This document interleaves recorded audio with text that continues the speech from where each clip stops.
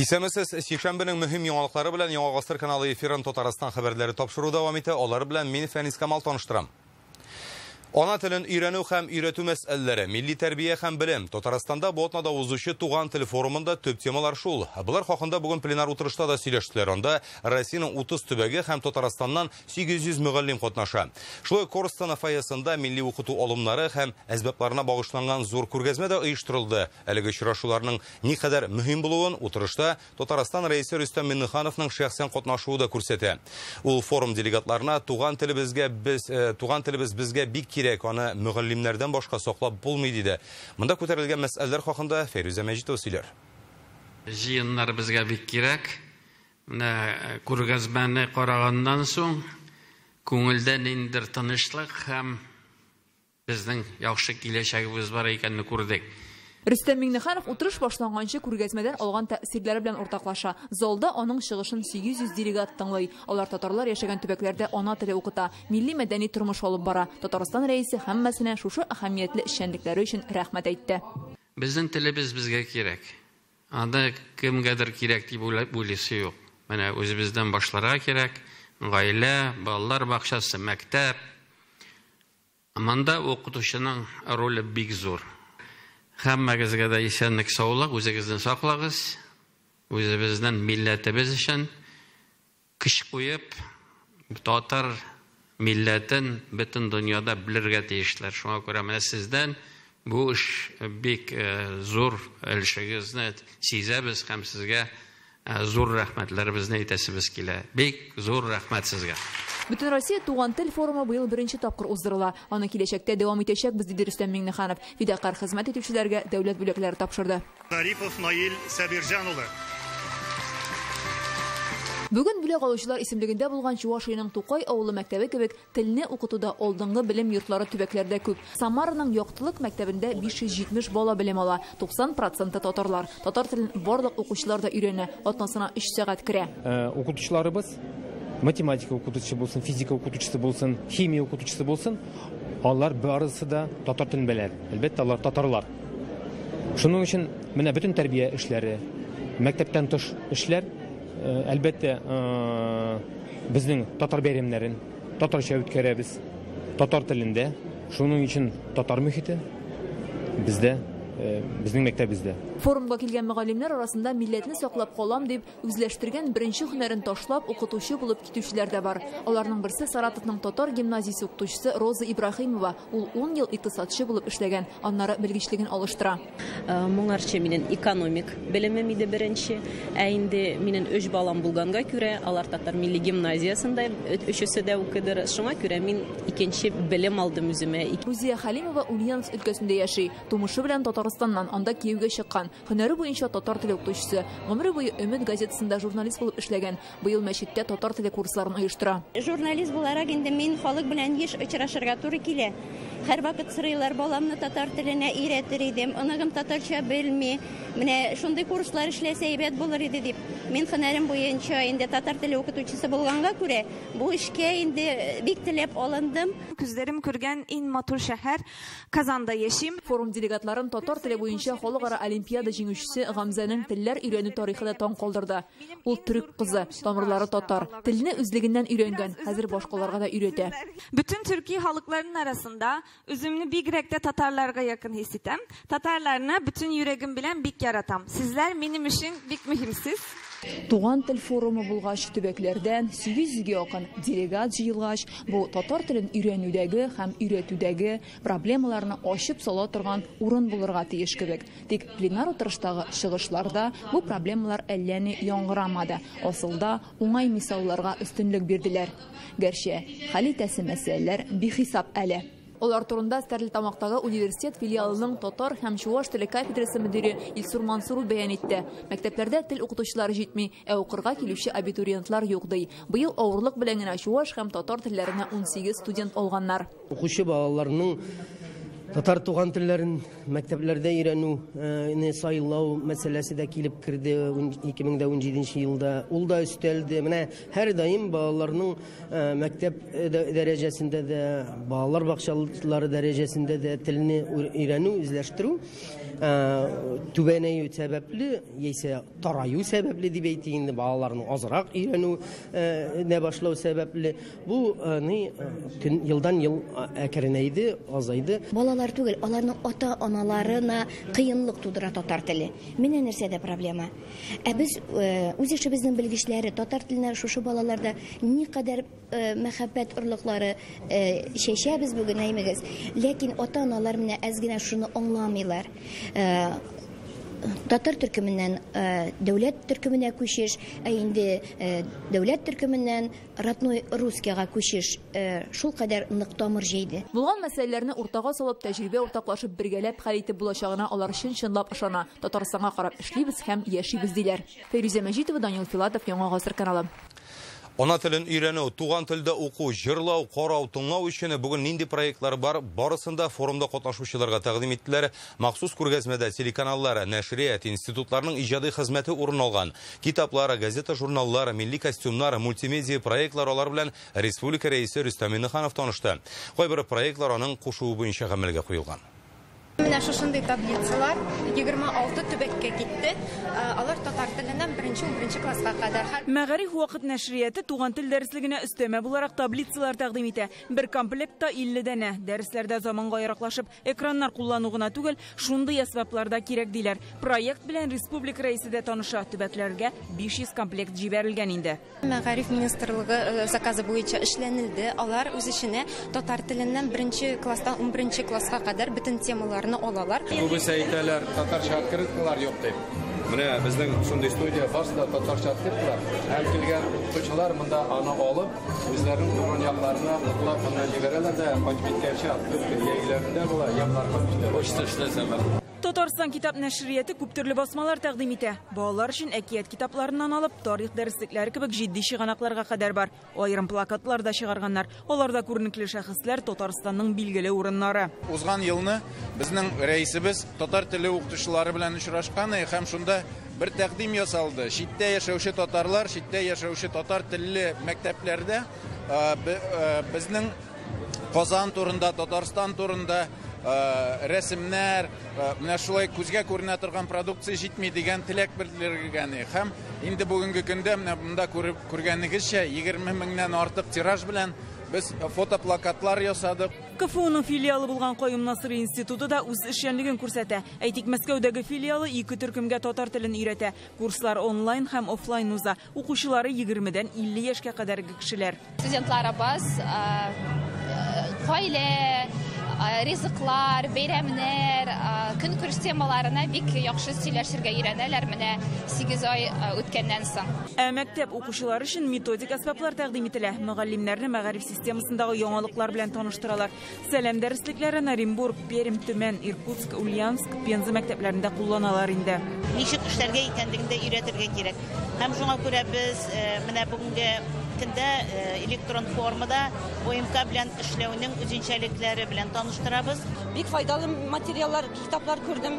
Карточкалар рәвешендә дә бар, язу дәфтәрләре рәвешендә дә бар. Оныкларыма һәм укучыларга буягычлар алдым. Исеме үк, буягыч дигән исем үзе үк тартып тора инде.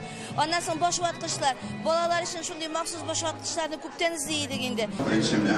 Майдан каналы, сез беләсез, без 300-гә якын тикшердек. Бөтен Россия форумында Рөстәм Миннехановка туган телләрне саклау буенча медиа проектлар турында да сөйләделәр. Татарстан Яңа Гасыр, ТНВ Планета, Шаян ТВ, Мәйдан телеканаллары, Болгар радиосын, Ватан кинокомпаниясен берләштергән Яңа Гасыр телерадиокомпаниясе үз проектларын тәкъдим итте. Тапшыруларның күпчелеге татарларның үз аңын үстерүгә юнәлтелгән. Аларның бер өлеше туган телләрне саклау комиссиясе белән берлектә тормышка ашырыла. Ватан 21 гасыр кинокомпаниясе тиздән экранга чыгачак өр-яңа фильм «Җиде юл чатында» сериалыннан үзек күрсәтте. Моңарчы алмаш белән бер-бер хәлне тамашачы яратып кабул иткән иде. Шаян ТВ проектлары исә кечкенәдән үз телебездә тәрбияли. Татар телендә эшләүче беренче балалар телеканалына бу атнада 5 яшь тулды. Рәисне юбилей концертына чакырдылар. Бездә быел 5 ел. Рәхмәт сезгә, Рөстәм абый. Рөстәм абый, без сезне беренче юбилеебызга зур бәйрәмебезгә чакырабыз. Рөстәм абый, бу сезгә бездә. Гөлназ Сайфетдинова, Рәмзил Гарипов, Яңа Гасыр каналы.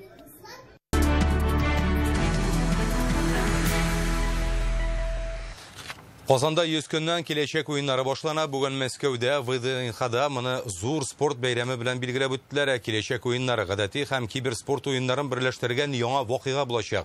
Татарстан башкаласында узачак чараның символы бәхет кошы. Бүген аны һәм уеннарның талисманнарын кунакларга да күрсәттеләр. Ярышлар киләсе елның февралендә узачак. Бүгенге тантана кунакларына видео элемтә аша Владимир Путин мөрәҗәгать итте һәм Казанга чакырды. Тарихта беренче тапкыр узатырган киләчәк уеннарның символы итеп бәхет кошы сайланган. Аны Татарстан студентлары иҗат итә. Жар-птица, представляемая в виде талисмана, это прообраз космического светила. Киләчәк уеннары башланырга 100 көн калды. Бу гадәти спорт белән кибер уеннарны берләштергән бик үзенчәлекле ярышлар. Монда чынбарлык һәм виртуаль дөнья бергә кушыла. Уеннарда катнашырга теләк белдерүчеләргә һәм кунакларга Владимир Путин мөрәҗәгать итте. Сама идея соединить классические виды спорта и киберспорт отражает образ России, открытый всему новому, нацеленный идти вперед и при этом способный гармонично соединять самобытное наследие и современность. Участники и гости игр будущего смогут убедиться в этом сами, приехав в Казань. Бүген булачак уеннарның талисманнары виртуаль геройларны тәкъдим иттеләр. Аларга аерым мәгънә салынган. Турнирның 5 юнәлешен спорт, максат, стратегия, тизлек, технологияне гәүдәләндерәләр. Тактика. Отчаянный искатель приключений. Инде бүген үк булачак вакыйганы зур кызыксыну белән көтәләр. Это будет привлекать огромное количество молодежи в первую очередь. Это что-то новое, опять же.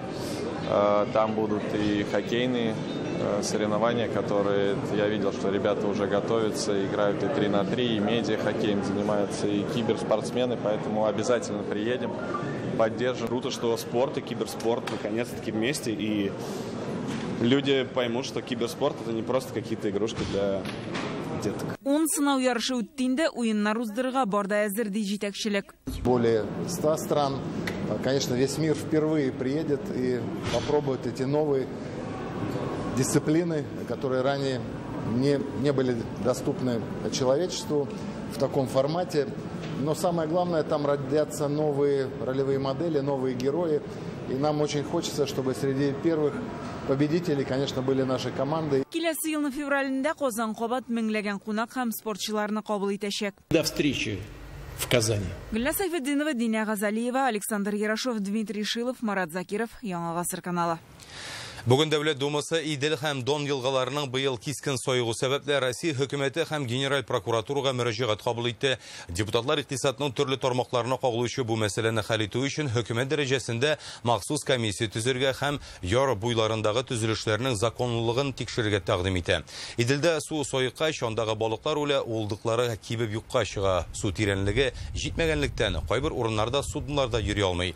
Елгалардан су алу җайламаларының эше дә кыенлаша. Шулай ук депутатлар төбәкләрдә җирле хакимият органнарының халыкны су белән тәэмин итү, өздексез тәэмин итү буенча эшчәнлеген тикшерүне сораган Вячеслав Володин әйтүенчә, саклагычлардан су җибәрү буенча дөрес карар кабул итмәү табигатькә зур зыян китерергә мөмкин. Бу мәсьәлә быел илнең берничә төбәгенә, шул исәптән Татарстанга да кагылды.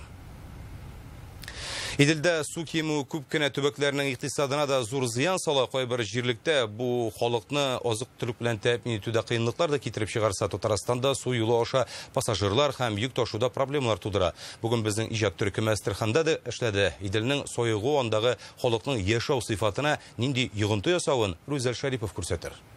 Хәзер без Әстерхан өлкәсендә һәм биредә елганың сойгуын хәтта менә шушы күперләрнең терәкләре буенча да күреп була. Халык сүзләренә караганда, биредә әле 1 ел элек кенә су 2 метрга күбрәк булган. Нәтиҗәдә хәзер ярларда куе камышлар үсә башлый, су уртасында утраулар барлыкка килә.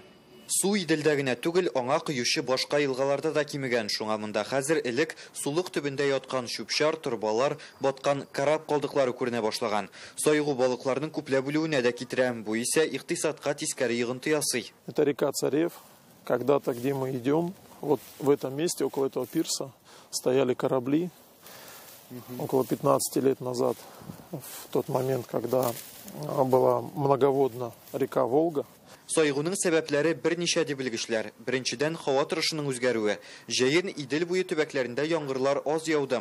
Елга сайыкмасын өчен аңа су һәрвакыт килеп торырга тиеш. Икенчедән, Астрхан өлкәсендә Иделнең өске өлешеннән төшкән су агымы җитми. Бу җирлектә күпләп балык үрчетәләр, шуңа кирәк икән, бергә күрше су саклагычлардан да су җибәрелергә тиеш. Шул исәптән Куйбышевныкыннан да. Каждый год немного больше воды остается в водохранилище. Куйбышев су саклагычында су һәрвакыт тиешеннән күбрәк кала. Әлбәттә, Татарстанда карап кимәләрдә йөреп торса, елгалар мул сулы булса яхшы.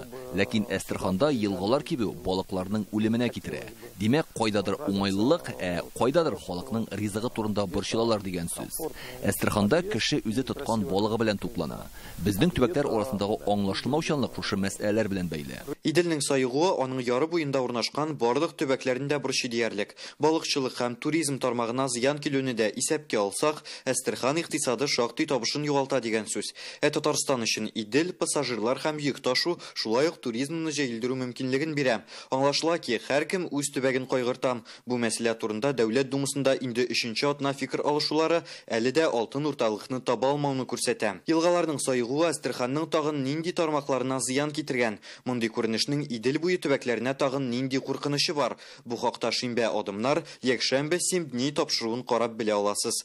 Астраханнан Рүзәл Шарипов, Андрей Ключников, Яңа Гасыр каналы. 1 декабрьгә кадәр физик затларга милек, транспорт һәм җир өчен салымнарын түләп бетергә кирәк. Быел алардан казнага 9 миллиард сумнан артык акча керергә тиеш. Шуның яртысыннан артыгы 5 миллиард сумга якыны тупланган инде. Әлегә түләнеп бетмәгән салым узган елның шушы чоры белән чагыштырганда ярты миллиард сумга артык.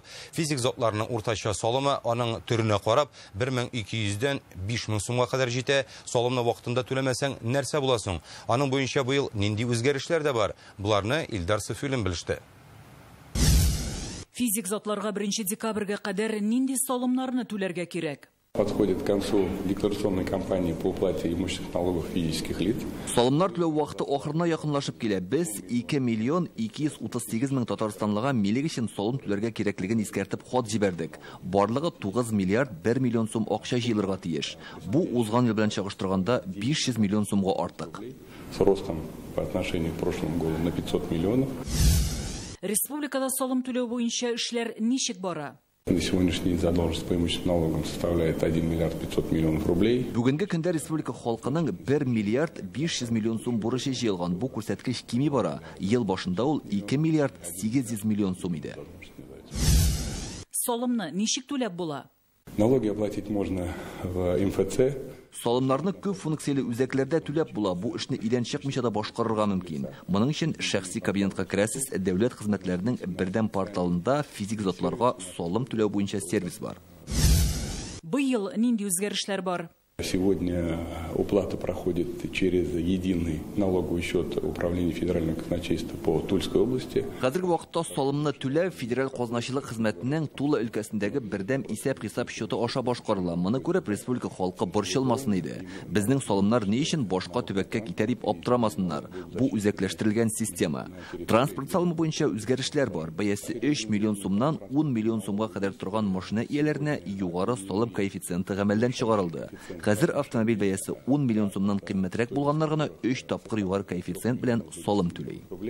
Уплачивать налог нужно только тем, кто имеет транспортные средства более 10 миллионов рублей с повышающим коэффициентом в 3 раза.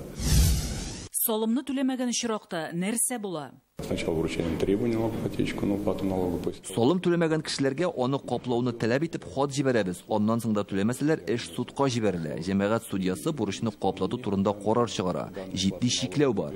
Бу чит илгә чыгуны тыю. Бүгенге көндә 12 меңнән артык Татарстанга карата шундый карар кабул ителгән. Кемнәргә ташламалар каралган? По имущественным налогам это пенсионеры.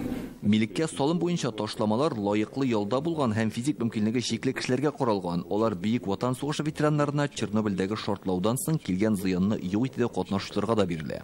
Физических лиц, которые освобождаются от уплаты налогов, имущественных налогов. Казан халкы шәһәр янындагы кошчылык фабрикаларыннан сосы ис килә дип зарлана. Хәзер бу мәсьәләне хәл итү юлларын эзлиләр. Тулырак Реальное время интернет газетасыннан укып белә аласыз. Бүген бүтін дөньяда шикәр авыруына каршы көрәш көне ул җир шарында иң киң таралган чирләр арасында 4нче урында тора. Бу авыруның 2 төре бар. Беренчесе канда инсулин кирәгеннән азрак булганда, икенчесе исә киресенчә артканда барлыкка килә. Татарстанда шикәр авыруыннан интегүчеләр саны елда 7000-гә күбәя бара дип белгечләр. Республикада шундый диагнозлы 133 меңнән артык кеше бар, шуларның 1000-е балалар. Россия буенча 5 миллионнан артык кеше шуның белән интегә шикәр авыруы булганнарга ярдәм итү өчен быел илдә махсус дәүләт программасы да булдырылды. Аның нигезендә кешеләрне кирәкле дарулар белән тәэмин итәләр, медицина тикшерүне дә үткәрәләр. Киләсе елга Салават күпре микрорайонында 2 катлы китапхана ачылачак. Моның өчен 70 мең данә китап сатып алырга җыйналар. Монда берничә бүлек уку заллары һәм туклану урыны да булачак. Бер көнгә 100 кешене кабул итәчәкләр. Төзелеш барышы белән бүген мэр Илсур Мершин танышты. Китапхана мәдәни учак булачак ди ул. Яңа стандартлар буенча эшләнә, олысына да, кечесенә дә уңайлы һәм кызыклы булсын өчен проект уйланып башкарылырга тиеш дигән максатта куйды. Безнең каналы тамашачылар өчен яңа ел киченә мюзикл әзерли. Бүген артистлар сценарий белән танышты. Әлегә тамаша әйдә кайт кыш бабай дип аталган, ләкин исеме үзгәрергә дә мөмкин. Узган ел ТМБ каналы Хәситә җырлы тамашасын әзерләгән иде. Быелгысын 24 ноябрьдә төшерә башларга ниятлиләр. Монда кыш бабай 24 елдан соң йокыдан уянып дөньяның ничек үзгәрүен күзәтә. Рольләрне татар эстрадасының танылган җырчылары башкарачак. Салават Фатхетдинов, IT парктагы офис директоры, Айдар Галимов, такси йөртүче, Илсия Бәдретдинова җыештыручы булачак. Шулай ук Җавид Шакиров, Лейсан Мәхмүтова, Илгиз Шәйхразиев, Сәйдә Мөхәммәтҗанова һәм башкалар да катнаша. Быел инде без шундыйрак стильне алдык мюзиклда, анда бераз фантастика да бар, бераз әкияти характер да бар. Ни өчен дигәндә бар без яңа ел төнендә балалар да, өлкәннәр дә күпмедер вакытка шундый бер кыш бабайга ышанып алабыз. Менә шушы ышану ул ничектер менә кешегә күңел күтәренкелеге бирә, өмет өсти. Сценарий миңа бик ошады. Чөнки ул креатив. Андый яңа елны төшергән сюжетны күргәнем булмады бер каяда. Шуңа күрә халык өчен бик күңелле, кызык булыр дип ышанам. Шушы мюзиклга кергәч, ниндидер шушы мюзиклны үстерүдә үзебезне дә күрсәтәсе килә, үзебезнең дә ниндидер артистлык ягыннан да, шулай ук халыкка халыкчанлыкны бирү ягыннан да ниндидер ис калдырасы килә. Бүген Казанда волейбол буенча иң абруйлы ярышларның берсе Татарстан Ички эшләр министры кубогына бөтен Россия турниры башланып китте. Россия төбәкләре һәм Таҗикистаннан 18 команда җыелган. Уенчылар, хукук саклау органнары ветераннары турнир генерал-лейтенант Салих Епиев истәлегенә башлана. Ул чирек гасыр буена ТАССРның Ички эшләр министрлыгын һәм Динамо җәмгыятен җитәкләгән. Ярышларны уздыру тәкъдиме белән 18 ел элек Динамо спорт җәмгыяте рәисе Әзгат Сәфәров чыккан була. Быел ярышларны үткәрү тәртибендә үзгәреш тә бар. Катнашучыларны 45 һәм 60 яшьтән өлкәнрекләргә бүлгәннәр. Төп бүләк Ички эшләр министры кубогы. Җиңүче команда 17 ноябрьдә билгеле булачак. Сишәмбе хәбәрләре шундый булды. Һава торышы турындагы мәгълүматны Рәдис Гарипов җиткерер. Аннан соң хоккей матчы башлана. Казан Акбарсы үз бозында Санкт-Петербургның СКА командасын кабул итәчәк. Уңышлар сезгә.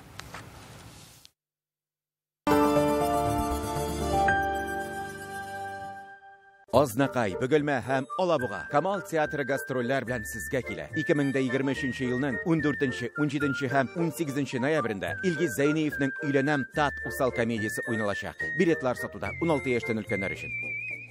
Рок-опера легендасы Россиянең атказанган Татарстанның халык артисты Альберт Асадуллин юбилей концертлары белән Татарстанда. Концертларга рәхим итегез. Халык җәүһәрләрен, классик әсәрләрне тамашачы күңеленә җиткерә белүче Илшат Валиев тәкъдим итә. Новая музыка симфоник оркестры белән концерт. 24 ноябрь Пирамида. Концерт Доброделы изге эшләр хәйрия фонды ярдәме белән оештырыла. Рәхим итегез. Яшь чикләве 6+, 2020 ел.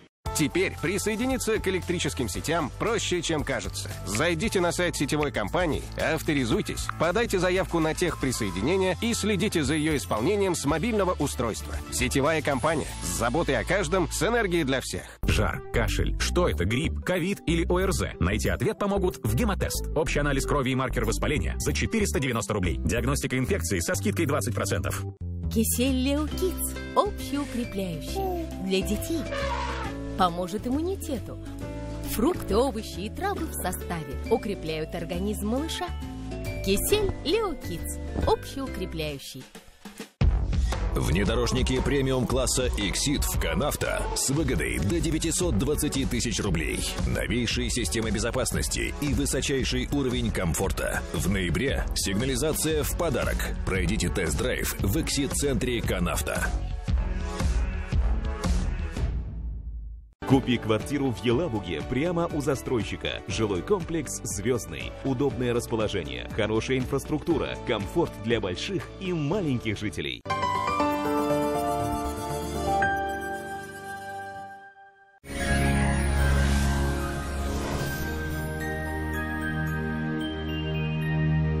Исәнмесез, студияда Радис Гарипов. Татарстанда киләсе тәүлектә һава торышы үзгәрә башлый. Температура төшә, тулырак файдалы мәгълүматтан соң. Аверс банкы шәхси затларга һәм корпоратив клиентларга банк хезмәтенең барлык төрен күрсәтә. Бизнес өчен банк расчет касса хезмәте, кредит, банк гарантияләре һәм акчаларны эффектлы куллану алымнарын тәкъдим итә.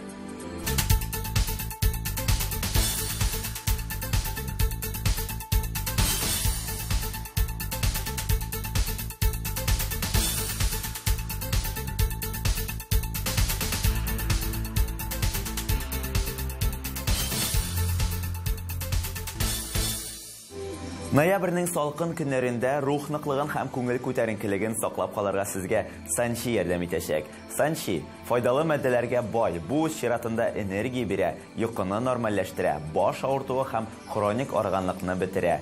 Санчиның юкка гына Кытай медицинасы хәзинәсе дип атамыйлар.